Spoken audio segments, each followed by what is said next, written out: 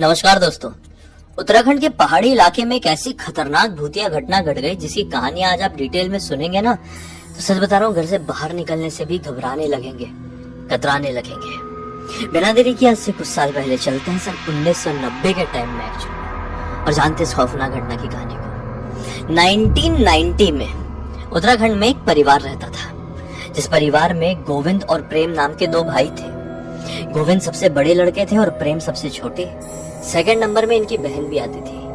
घर पे माता पिता भी थे, लेकिन गोविंद के जो पिताजी थे ना, वो ज्यादा पैसे नहीं कमा पाते थे। इतना इनफ नहीं हो पाता था कि वो अपने पूरे परिवार का भरण पोषण बहुत अच्छे से कर रहे थे।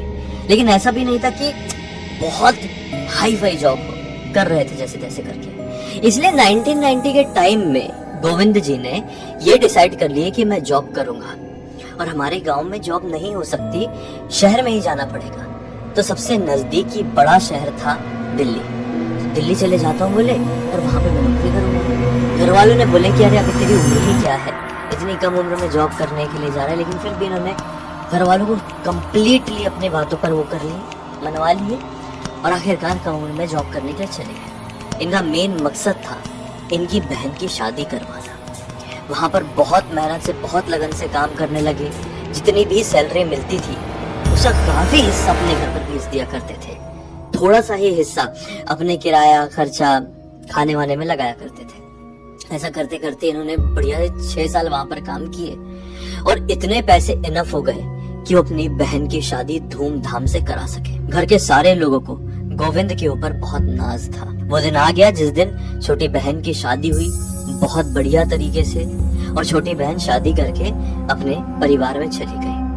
छोटी बहन वहां पर गई ही है तो क्या पाती है कि ससुर जी का अक्सर स्वास्थ्य कमजोर सा रहता है। 6 साल तक लगातार गोविंद जी ने दिल्ली में जॉब किए थे, लेकिन 1996 के टाइम में इन्होंने थोड़ा सा ब्रेक लिए थे क्योंकि बहन की शादी करनी थी। सोचे थे वो कंपनी छोड़ दूंगा, किसी और कंपनी में लग जाऊंगा कुछ टाइम बाद। ऐसा ही हुआ, उनकी बहन वहाँ शादी करके गई है। यहाँ पर ये दिल्ली जाकर वापस एक नई नौकरी की तलाश में लग गए। इनको एक बढ़िया वाली नौकरी मिल भी गई, और 2 साल तक सब कुछ अच्छे से चलता रहा।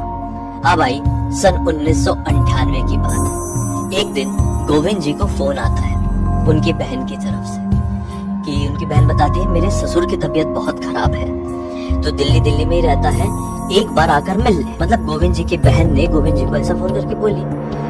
अच्छा ज्यादा तबीयत खराब है तो ठीक है, मैं आता हूँ, एक बार मिलना जरूरी है। ये दिल्ली से लगभग 20 दिनों की छुट्टी लेकर उत्तराखंड के अपने गांव में पहुंच गए। 18-20 दिन इन्होंने अपने घर पर बढ़िया से स्पेंड किए हैं, और फिर ये डिसाइड करते हैं कि अब जाना है। लौटते लौटते मैं बहन के घर भी चले जाऊंगा। ससुर जी की तबीयत खराब है, उसने बताई थी, उन्हीं के चक्कर में तो मैंने छुट्टी लिया था कि मिलना भी हो जाएगा। मैं जा ही नहीं पाया इतने दिनों में, अपने घर में रह गया। तो क्या डिसाइड किए कि रिटर्न जाते जाते, मतलब दिल्ली जाते जाते रास्ते में बहन का गांव पड़ेगा, वहां पर एक रात के लिए रुक जाएंगे, ससुर जी से मिल लेंगे उनके, और फिर आगे बढ़ जाएंगे। ऐसा हुआ कि इन्होंने अपने छोटे भाई प्रेम से बोले कि प्रेम तू भी चल बहन के घर पर, उसके ससुर को थोड़ा देख लेना, थोड़ा दिलासा दे देना, और फिर तू अपने गाँव लौट जाना और मैं आगे दिल्ली बढ़ जाऊंगा। प्रेम ने भी बोल दिया हाँ। प्रेम सबसे छोटे वाले भाई थे। ये दोनों बढ़िया से अपनी बहन के घर पर पहुंचे। दोपहर के वक्त पहुंचे और देखे कि बहन के ससुर जी की तबीयत बहुत ज्यादा खराब है। कंडीशन इतनी वर्स्ट है कि उनको देखकर ऐसा लग रहा था कि इनकी मृत्यु कभी भी हो सकती है, एनी टाइम। लेकिन फिर भी दिलासा देने के लिए प्रेम ने और गोविंद जी ने कहे कि ठीक हो जाएंगे, चिंता करो मत, भगवान सब अच्छा करता है। ऐसा ऐसा इन लोगों से बात हुई है। फिर बहन ने इन लोगों का रात का खाना वाना बनाई है बढ़िया से। ये दोनों खाना वाना खाए हैं।